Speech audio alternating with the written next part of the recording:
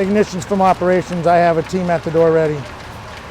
I'm Joe Tone with Cal C2FR and Rescue, a battalion chief on shift. And today I'm working, getting ready to prepare to ignite these two homes to my right for our live fire training for Cal C2FR and Rescue.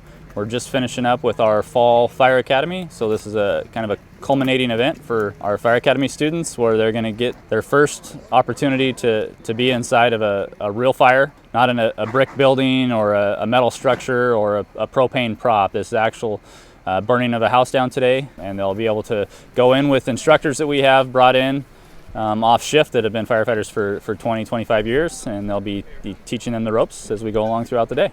Today we've got Dave Cooper, Lieutenant on C shift, that's going to be the incident commander over all operations today.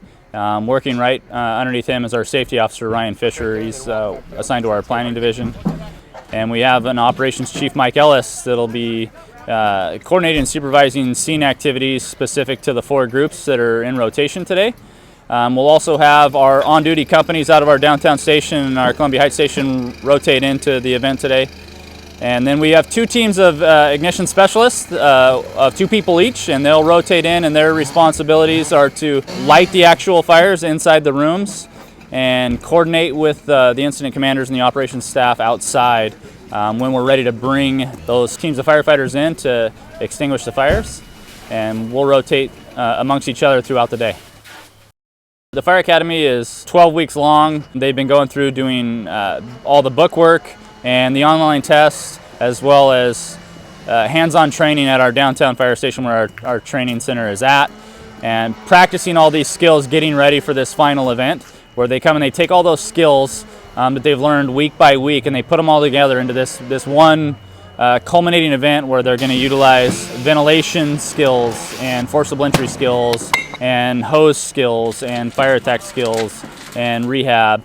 And so we fill all the functions that we normally would on a regular fire, where we have crews that are actually in fire attack, then there's crews ready to back them up immediately, as well as a firefighter rescue crew that's assigned permanently. Anytime we have somebody in an environment that's, we call it an IDLH, so immediately dangerous to life and health, we have dedicated firefighters just on standby just to rescue other firefighters. They have no other assignments on the incident other than to be ready to rescue firefighters.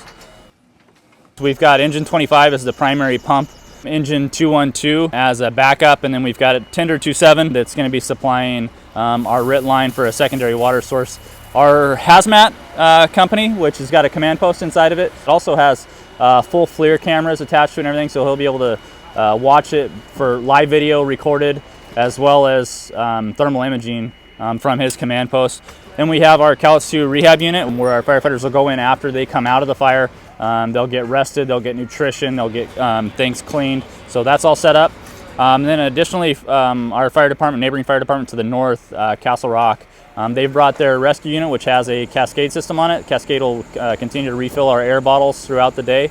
And then we also have multiple staff vehicles, and then an ambulance that's dedicated just to, in the event that we need it, for firefighters today. Okay, we're going to start with the double-wide mobile home. We're going to start on one end of the building, and we're going to systematically burn it down. So not only are we trying to get firefighter training, we're trying to get this to burn down to where it has the least amount of negative effect for the community that's still in their homes around us. So we're going to burn it down systematically from one end to the other. And we should be on that incident for a couple hours, burning the double-wide manufactured home before we move on to the wood frame structure. And we're going to reduce the amount of heat that we're taking on that wood frame structure by burning the other end first. So we get the most intensity furthest away from the firefighters as we transition to the next spot.